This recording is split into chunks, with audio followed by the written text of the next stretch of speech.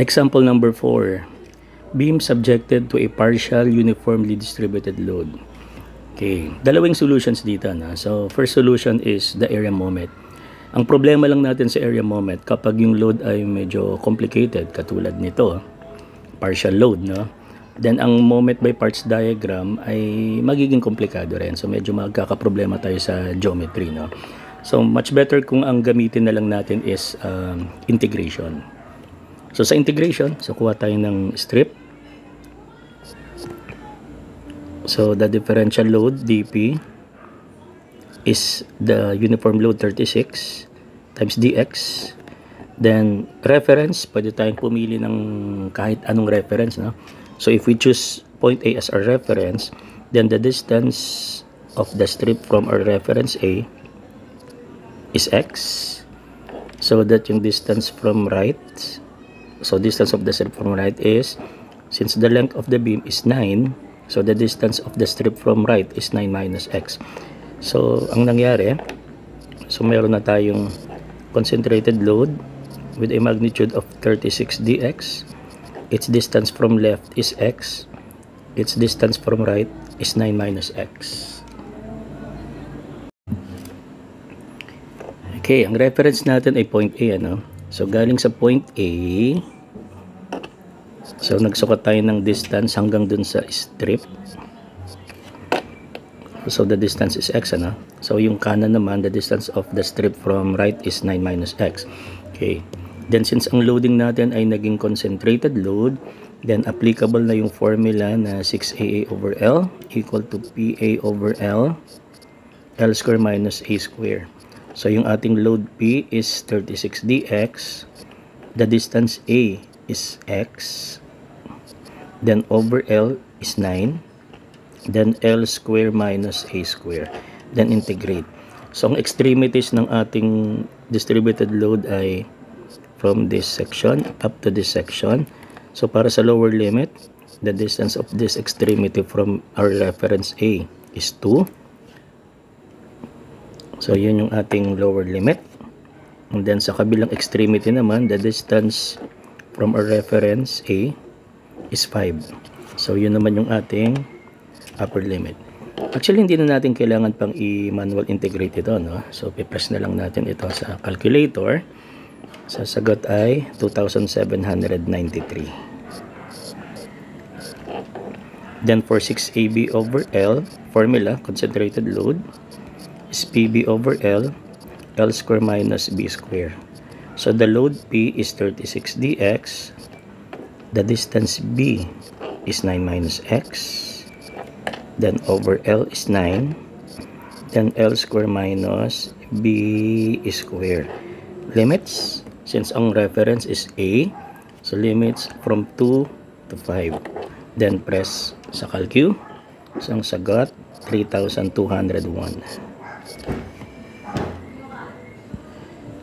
So, kung manual integration ang gagawin natin, so kapansin-pansin na para sa 6AA over L, medyo may kadalian yung integrand, ano? So, medyo madali yung integrand na ito, na. Ang problema natin is yung 6AB over L. So, medyo komplikado ng konti yung integrand. So, tayo ay magpe-perform pa ng konting algebra, no? So, medyo problematic yung integrand. So, kung sakali na naging mahirap ang integrand, then pwede natin gawin is mag-shift tayo ng reference. Okay, ngayon naman, ang ating reference ay point B. So, meron tayong strip.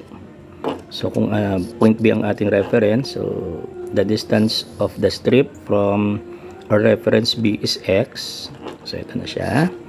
Then, yung distance of the strip from left naman is 9 minus x. Okay. So, for 6AA over L, again, formula, PA over L, L square minus A square. So, the load P is 36 dx. The distance A is 9 minus x. Then, over L is 9. Then, L square minus A square. Then, limits. So, para sa extremities na ating load, kapag nandito yung strip, the distance from our reference B is 4. So, the lower limit is 4. Then kapag nasa kabilang extremity naman, the distance from the reference is 7.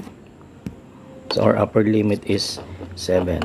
And then calculator. So sagot 2,793. Same result as before. Then 6AB over L is PB over L square minus B square. So the load P is 36 dx. The distance B is x. Then over L square minus B square. Limits from 4 to 7. Result 3,201. So para sa ating reference B, so kapansin-pansin,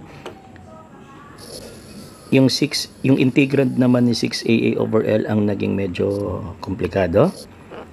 At ang naging madali naman yung integrand ni 6AB over L. Okay.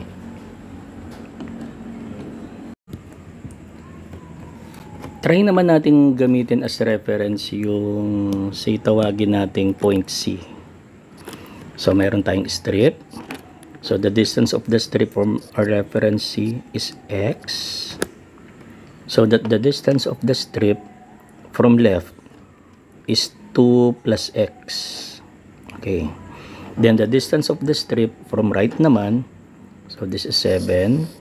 Then minus x. So the distance from right is 7 minus x. Okay. Then next, solve for 6A over L. The formula is PA over L square minus A square. So the load P is 36 dx. The distance A is 2 plus x. Then over L is 9. And then L square minus A square. Integrate limits. So kapag nandito si strip, the distance from the reference C is 0. So the lower limit is 0. Then sa kabilang extremity naman, kapag nandito sa strip, the distance from point C is 3. So the upper limit is 3. Then press natin sa calculator. Then result is 2,793. Then 6AB over L is PB over L square minus B square. The load P is 36 dx. The distance B is 7 minus x. Then over L square minus B square. Limits from 0 to 3. Then press sa calculator. Answer is 3,201.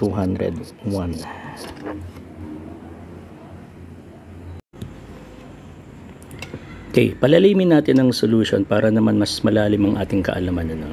So gawin naman nating reference is midspan. So kung ito yung midspan, okay, then kuha tayo ng strip. So dalawa yung options natin dito. So yung strip ay pwedeng nasa right side ng midspan or pwedeng nasa left side. Itatry natin both na. Simulan muna natin sa strip na nasa right side. So from the reference up to the strip, the distance is x.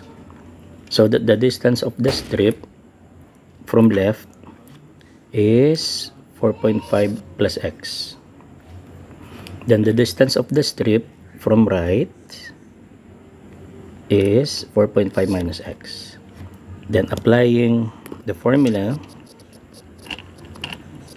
PA over L square minus A square. The load P is 36 dx. Distance A is 4.5 plus x. Then over L square minus A square. Then limits. Okay. So itong distance na ito is 2.5 na. At ito naman ay 0.5. So kung ang pinili nating strip ay nasa kanan ng ating reference midspan, so ibig sabihin yung nasa kanan yung positive. So since ito yung isang extremity ng ating uniform load at siya ay nasa kaliwa ng ating reference, So the distance of this strip from the reference is 2.5 but negative. So that the lower limit is negative 2.5. For the upper limit, kapag nandito sa kabilang extremity, then the distance of this extremity from the midspan is 0.5 to the right. So that is positive 0.5. Then press natin sa calculator. So sagot ay 2,793. Then for 6AB over L, formula PB over L, L square minus B square. So P is 36 dx, then B is 4.5 minus x over L, L square minus B square. Limits from negative 2.5 to 0.5, then calculator. Result is 3,201.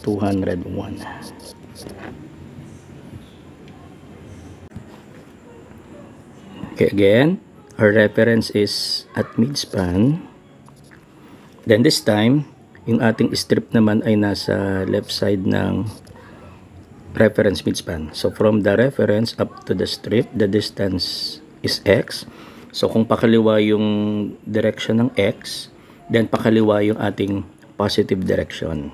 Okay, so that the distance of the strip from left is 4.5 minus x, and the distance of the strip from right is 4.5 plus x.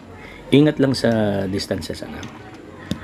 So for 6AA over L, so the formula PA over L, L square minus A square. So P is 36 dx. The distance A is 4.5 minus x. Then over L, L square minus A square. Then limits. Okay. So kapag nandito yung ating strip, then the distance from our reference is actually 0.5. And since nasa kanan ng reference, negative. So negative 0.5. Then para sa upper limit, kapag nandito yung strip, so the distance of this strip from our reference midspan is 2.5. And since nasa kaliwa, positive yung kaliwang direction, so positive 2.5. Then calculator, result is 2,793. Then for 6AB over L, so PB over L, L square minus B square. So P is 36 dx. The distance B is 4.5 plus x. Then over L, L square minus B square, integrate. Limits from negative 0.5 to positive 0.5. Result is 3,201. So mapapansin natin na kahit ano man ang piliin nating reference, then ang results ay the same.